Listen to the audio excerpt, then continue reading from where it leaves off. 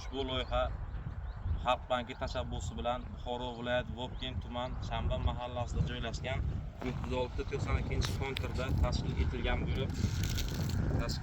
bo'lib, ushbu maydonda makkajo'xori yetishtirilgan. Jami maydoni 20 gektarni tashkil etadi. Uzunligi 200 ga 1000 metrni tashkil etadi. Bu yerda ekinlar zamonaviy usulda parvarish qilib kelinmoqda. Ekinlar yetishtirish 3 oy davom etadi. Yetishtirish davomida tabiiy va mineral o'g'itlar bilan oziqlantiriladi. Ushbu loyihada 40 ta dehqon xo'jaligi biriktirilgan. Loyihani tashkil etish uchun Rajabov Nabi ishlab chiqarish kooperatsiyasi biriktirilgan. Ushbu loyiha har bir gektardan 1 tonnadan jami 20 tonna hosil olish rejalashtirilmoqda.